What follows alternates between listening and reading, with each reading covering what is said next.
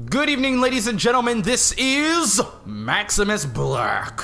And Nova War. And we're bringing you guys a normal-ass game sent in by the fans on d2dgamer.com. Adam? Yes? Hit me with that godforsaken noise! Up top right, we have pasterzergma. And down bottom right, we have classAkiller, and damn, that name sounds familiar. And I just rhymed, because I'm black. I think we've actually casted a cast. You rhymed? Yeah. Killer and familiar? Oh, I guess that's pretty close. It's one of those non-rhyming rhymes. I forget what that's called. Anyway, it sounds similar. It's advanced rap. Yeah, that's my inner black. That's not 90s rap. So, this is a PvP, and yeah, it's a PvP, so guess what we're gonna see? Protoss. That, and... A second Protoss. getting warmer. And some pylons. We're gonna see a goddamn 4-gate, alright? I'm playing this game with you. Why not a 3-gate robo? Doesn't that beat 4-gate now that the 4-gate's been dragged out for timing? It can, and it's definitely more effective, especially with the mortal range buff. But if you still get vision on the ramp, GG no re. All it takes is one minor mistake, and you can still win with the 4-gate if your timings are good. But I guess it all depends. I'm a 4-gater myself. Mothership Rush. I would love to see a Mothership Rush. I would die for a Mothership Rush. Have we even done a Mothership Rush game since You like... have. No, but I mean like casted one. Oh. Since like the first month we started LAGTV. I don't think so. And if we have... Oh, I don't remember. Okay. But it would be epic. We do actually see a 4-gate happening right now. Down bottom, we've got his 15 pylon going, and his cyber core and his one assimilator and all that fancy jazz that we see every time. And behind here, we have a slower 4-gate going. Yep. Not by a whole lot. It just seems that he put his pylon down later or some sort. I don't know why he was all that much slower. They're relatively equal right now, but we do have more, it seems, probes, just by one, not a whole lot, for classAkiller. Basically, it's a mirror mashup at this point. His cyber is a little bit behind this one just finishing, and this one's still about another 3 seconds. So he does, blue, definitely classAkiller. Probe travel time could have been the difference between those two, in all honesty. Yeah, definitely.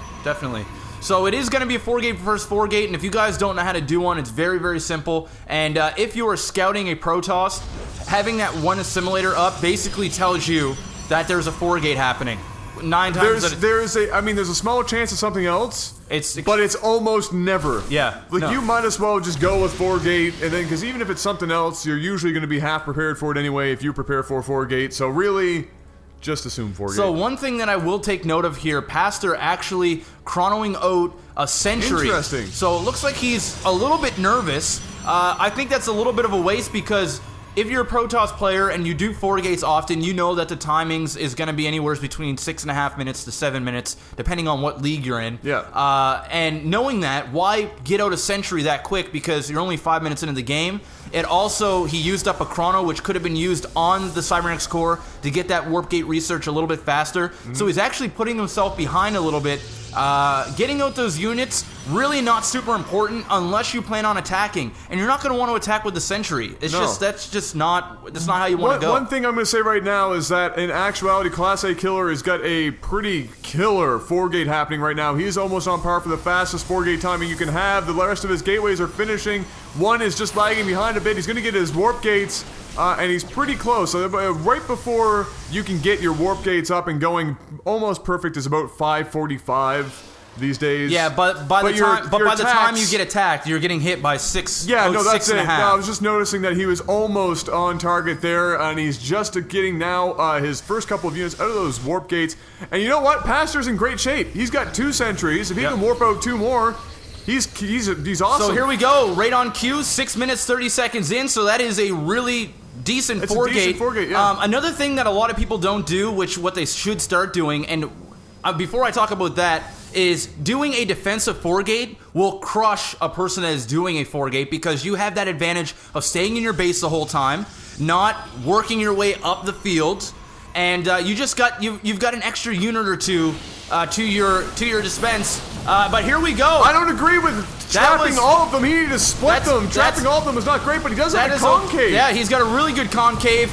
And it looks like those zealots being warped in are going to give the front lines enough to have all the stalkers and the sentries in the back to be able to mess all those guys up. It looked like there was a lot of sniping there on Pastor's part, not so much in Class A. Class A was an attack move. Pastor was a let's focus on a couple of specific units here. And of course, anytime you can get a couple of zealots up front in a stalker versus stalker battle, you're golden. Just absolutely golden. And Pastor's now going to go down here and return the favor, or at least attempt to. Oh, sour. And I hate PvP. He needs to get out a sentry right now. Why no sentry? If he just got enough gas as we speak. Now warping in that one sentry, and unfortunately for Pastor, he's not pushing right in right away, and he allowed enough time for a sentry.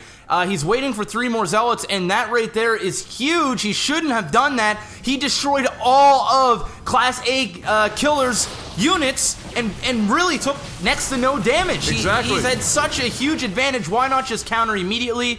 Bring down a probe, stick down a proxy pylon right around here so you can warp in. Oh, but what a sexy split that was. Absolutely. You know, he had a free kill on that first stalker. Another one, another force field going down, effectively splitting the units there for Pastor this time around. And now Pastor actually beautiful force fields of his own. Another one going down. Both sides had great force fields in that exchange. Pastor had a couple of his own, trapping a couple of zealots down low to get in some extra damage. He is now up the ramp successfully.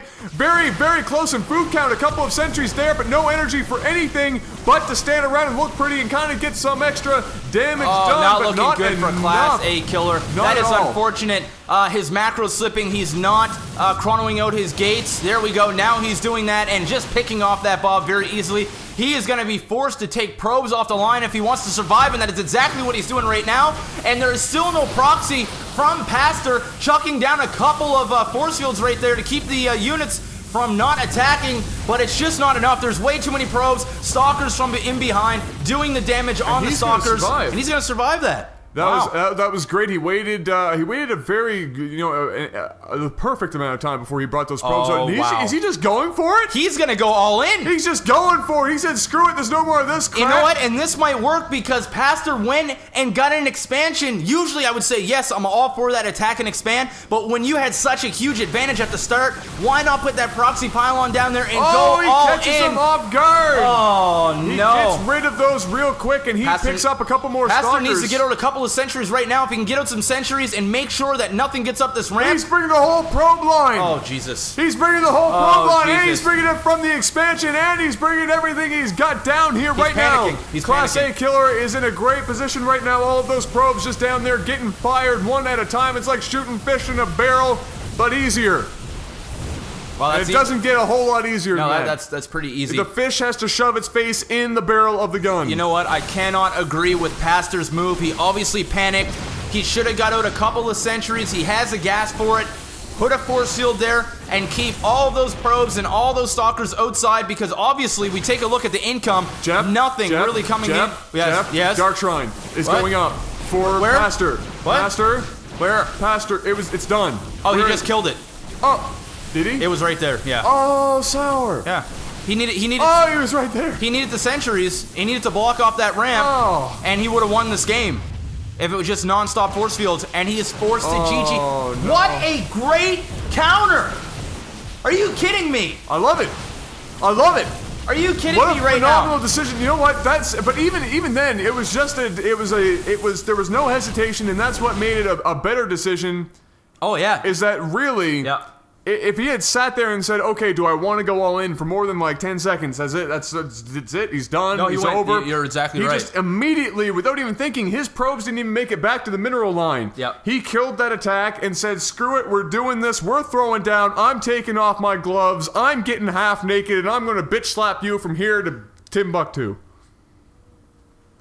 Timbuktu is a very far distance, by the way. Just that's a lot of bitch slapping. Wow, that was the most exciting 4-gate versus 4-gate I've ever seen. Unfortunately, there was no proxy for Pastor. He had such a great advantage, and like Adam was saying, he hesitated, waited for those 3 zealots to work their way down the field, and unfortunately, by the time they got down there, the sentries were ready for classAkiller, and he really did some class A force fields and really took that game. And you know what? Pastor got a little greedy, went for an expansion, and usually the mind frame that you should have in StarCraft is when you're ahead, get more ahead. Don't really push it, don't go for the win, just macro up. But in a case like this, when you got rid of all those units and you had such a huge advantage, he should have just pushed, and he would have won the game. If he went, well, here's the other thing. When he went down there, and as soon as he went up that ramp and saw that 1 sentry force field up, just turn around. Yep. You have the unit advantage. Yep. Just go home. You have the expansion. Well, that's exactly that, and you just nailed it on the dot. That's when you go back and expand. And then you go home, you build up, and you get to Colossus first, and you win. Yeah, but what he did is he overcommitted. Yep. He got caught, and then after he got caught, he expanded.